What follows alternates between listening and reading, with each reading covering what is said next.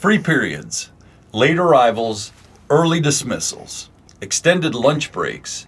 Any high school student would think these sound great, and they are the privileges that many high school seniors experience for meeting certain requirements. But when we talk about the extra benefits of being a senior in St. Joseph's Indian School's high school program, we are talking about so much more. What do we mean? Hello, Medakiepi. Welcome to Hochoka here at the center of St. Joseph's Indian School's campus. I'm Scott Wooster, your Hochoka host. We're glad you joined our circle with St. Joseph's Indian School's Residential Transition Coordinator Frank Whipple. He's here to tell us about the extra benefits that come with being a senior in our high school program and why we feel these are important. So, welcome to the studio, Frank. Thanks, Scott. Glad to be here. Good to have you here. You and I have been working together for how long now? Going on 18 years. 18 years. Yeah. And so this new role that you're tackling this year is completely new for you. Yes, yeah. When you came here, you were... I was a residential coordinator for the 6th, 7th, 8th grade homes. And that switched to the 7th, 8th grade homes about 10 years ago. Yep. So that was my last role. And then I supervised the rec center too. So, Yep. And you've done the coordination of those homes for that entire time, about 18 years. Okay. In 10 seconds, can you give me a summary of your new role? Just a quick one. We'll delve into it more, but just a real quick hit of what you're stepping into this year. So this year we're work with the senior home, the learning center, and the transition specialist here on campus. So we're trying to get the seniors ready for the next steps, moving them past St. Joe's. So. Yep. And I kind of said that in the header too a little bit, that we put here at St. Joe's, we put a special emphasis on the seniors, getting them ready for that next step. And we want to focus on that specifically today. In another podcast, we're going to focus on the transition coordinator's role, and that's the person that's doing the specifics to get them to that stage. And they work under you, correct? Okay. So we'll work on that. But you just tell us about your team of folks that you work with. Give us a rundown on those people. So in the senior home, we have 4 house parents. There's Aaron and Melissa, who have been house parents for probably about 18 years now. Jody and Nico. Nico's brand new to our system, and Jody's been here about a year. So they're the 3-day house parents that work in the home too. So Aaron and Melissa bring a wealth of knowledge to the senior home. They help build the curriculum for the senior home. So we're trying to build that out a little more numbers-based, science-based, so we can gauge how the kids are doing. And then Renee Left Hand is the learning center coordinator, so she helps with the kids' study times, the evenings and afternoons. Yep. So. And then Julie's also under you. Yep, Julie's the transition specialist. Yep. So she works directly with the seniors, getting them like their FAFSA apps, that type of stuff done, and getting them ready to go on to college, military, whatever their plan is after school. Okay. Yep. Maybe a little rundown on the house parent role, because you've worked supervising house parents for a long time. Yep. Those 4 people you mentioned do a lot of work day to day. Yep. So I mean, at the core of being a house parent is keeping the kids safe and making sure they're fed, clothed, safe place to sleep, those things. That's the core of what we do here. Then the house parents in the senior home also do lessons with the kids every week on certain independent living skills that we're focusing on. So like this week they learned how to do sewing and mending. Last month we started on food prep, budgeting, meal planning. Then they're split into pods, and they're figuring out how to shop for their food and cook every day for themselves, snacks and meals and everything, how to budget their money for that throughout the week. So with the help and assistance of the house parents, right? So they still have that guidance, that ladder to fall back on if they need help. So I want to ask you on a personal level, knowing each other for 18 years, how is this... Was there anything eye-opening about the difference between 6, 7, 8, right? Everything, pretty much, right? Middle school kids are so different than seniors, right? Middle school kids are in such a different era in their life where they're trying to figure out their boundaries and figure out who they are, and there's a lot more horseplay, a lot more back and forth. And seniors are kind of who they are at that point. And so, like, the behaviors that we dealt with in middle school, I'm lost because we don't have those with the seniors, right? Right. So it's different stuff. It's like making sure they know when their appointments are, so they get themselves there on time, because that's important to that time management piece, right? Yeah. It's making sure they learn how to document if they're in or out of the home and be accountable for their time. Working with the school, making sure that they're keeping up on their homework, but still getting the independence to get that done on their own. So that's a fine line between, you have 7 missing assignments, but you're usually 8 students, so I know you get them done, so I'm not going to say a whole lot right now, right? So whereas at a middle school, you would hammer them and say, get your work done. And seniors, you don't do that because they got to figure that out and have us to fall back on if they need it, right? Yeah. All those skills are so important when they move out past us to whatever they're going to do, because you got to be able to get to appointments on time, finish your work, you know. And one of the biggest things that I've always told my staff is I'd rather have the kids fail with us here so we can learn them through that, right? Right. Because we're a safe place to fail. Yep. You know, we have the backup plans. We're able to pick them up and teach them through whatever happened, you know, what's going on with their life. And one of the things that we kind of honed in on what skills each kid needed to work on this year. Yep. So we introduced the KC Family Life Skills Assessment. I think we've done it in the past, but we're doing it again. Yeah. So we started out this fall with all the kids, all the eighth grades, all the seniors doing that assessment. Yeah. And then from there, I pulled out the areas that they needed to work on. Like one was budgeting, money matters, credit, how credit works. So that's on their personal plan to deal with, you know, through Julie and through lessons with Julie and lessons in the home. Yeah. You know, the big lessons. So we're going to do that assessment 3 times this year. So we need to do it in the fall, December, then like in April. Yeah. So we can see the progress.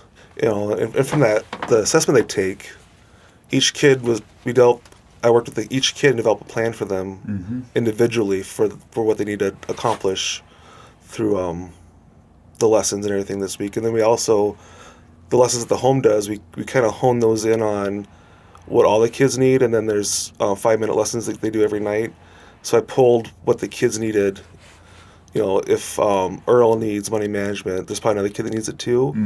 So then the 5-minute lessons might focus on money management that week. Right. And they're like YouTube videos or quick little stories that the house parents share with them, things like that. That take 2 to 3 minutes at the most. Yeah. Yep. I try to do different media, right? Yeah. The short form videos that the kids like, and then short stories that the kids will actually pay attention to, you know. Yep. And try to hammer those points home that we're trying to teach them, and meet their goals on their individual plans. Right. So that when they leave here, they're ready to go. When you're 17, 18, how does this look for you? Who's Frank Whipple at that age? Gosh. And how? Stupid as all 17-year-olds are, right? Yeah. So I grew up on a small ranch inside the Roseburg Reservation in South Dakota. So I'm a South Dakota original. Yep. I graduated high school after being a good, solid C student all the way through. You know, the guidance counselor said I should go dig ditches somewhere versus college, and I decided to go to college and to help people. It was my goal. Yeah. So I escaped to Nebraska I lived there for 7 years and got my bachelor's in social work while I was there. Worked for child protection down there. Okay. Then I moved to Chamberlain in 2004 to be closer to family, and worked for child protection here for 4 years. I forgot you did that. Yeah, that's where you came from, right? Yep. And then I came to St. Joe's in 2008, I believe. I started. Okay. So at 17, what do you know, really? Right. Yeah. I mean, I had really no idea what I wanted to do, and I think a lot of our kids are in the same spot, right? They don't really know what to do either, and so our goal is to give them all the options. So here's college, here's military, here's jobs after school, here's tech schools. Yep. You pick something or wait. It's up to you. And we're here to support you either way. It's your plan, what you want to do. Yeah. So, is there something we're doing in our high school program that would have helped 17, 18-year-old Frank Whipple? Honestly, I think like the money management piece that we do with the kids. You know, like the shopping and how to prepare meals and how to manage your own finances is huge, because I don't know how many 17-year-olds going to college know how to manage a checking account or their own money, or how to budget for things. Right. I sure didn't. Right. Yeah. And 17, 18-year-old Scott Wooster didn't know those things either. No. You've been at this new role for a couple months now. Anything that is a favorite, and we'll call them a senior moment. Senior moments? Yeah. Not when I forget things. Yeah, right. Yeah, yeah. No, I think one of the things that's been fun to watch is the kids, the seniors. I guess not really kids anymore. The seniors, meal plan. Okay. And try to plan out how to spend, because they get so many dollars per week to spend on food for their pod, right? Okay. So they got to make that stretched out the week instead of trying meal plan and make sure they have enough to cover the week for snacks and meals and all those things. And there's always something to eat in the house. So they never go without by any means, but but watching them learning that process, Mm-hmm. and at first house parents go and help them shop, but now they're shopping by themselves. Yep. So it's that scaffolding approach that we Mm-hmm. have. So it's fun watching them grow in that aspect too. It's fun watching them remember that they have to make their own appointments for like medical appointments and stuff at the health center. Yep. They got to keep track of when they're coming and going from the health center or to practices or to jobs, all those things. All those adult skills they're going to need later on in life. So, Yep. and we allow them to fail. If they miss something, they miss something, and we teach them through that. Right. So Exactly. which is hard to do. I mean, for any parent, that's hard to do. But Right. that's the best way they learn. Any favorite things that the seniors have been doing in the last couple months that you can see? They're doing so many different things, right? One of the things that's been fun to watch is the ones that want to get a job go out and get jobs. Fill out the applications, go to the interviews, get the job, and then they have some pride in that. Yeah. So that's been fun to watch. They're all very serious about school too. Yeah. So they're all passing right now, which is huge, Yeah. right?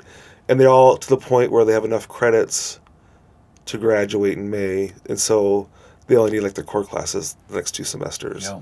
So they have a lot of free periods. They get to leave early if their grades are up, Yeah. those types of things. So they've worked really hard to get to where they're at, and so they get to have those freedoms to choose when they're at school, basically, because they have free periods where they can leave and come back and those types of things. Yeah. So that's been fun to watch too. The pride in that they've put that work into it. Yeah. And we need the 9th, 10th, 11th graders being able to see that those guys are getting rewarded for doing the right things. Yep. That's so awesome. It's a good group of kids that we've got in there. Yeah.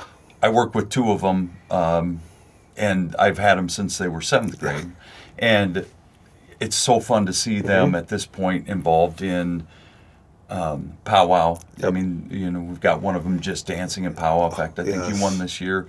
One in basketball. And So quick story about your dancer, right? yeah, So he was missing one day in the senior home. We didn't know where he was at. yeah, But he was behind the Benedictine building practicing dance steps for the powwow coming up. yep, So he had his little speaker out there with music going on and just dancing to learn, right? yeah. So, so it was like a happy AWOL. Yeah, right, exactly. He's out in the grass. He's out doing having something, fun. yeah. So, Yeah. so that was fun to see too, like someone taking that seriously where they forgot to tell us where he's at even. Yep.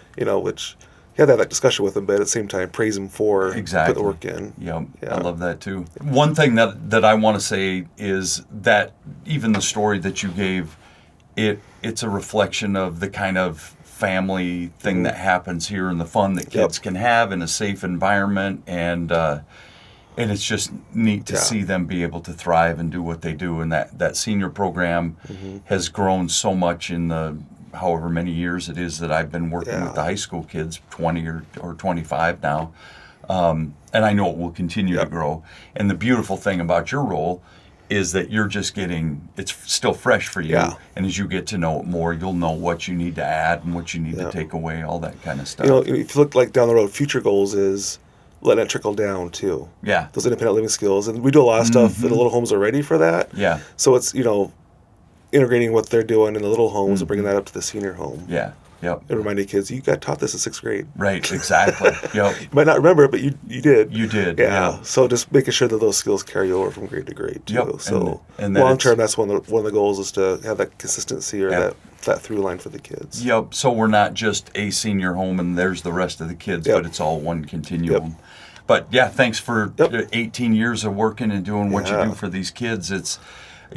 It's family for us for sure. Oh yeah. But it's a calling too. Well, I came here for the job, right? As a stay year. Yep.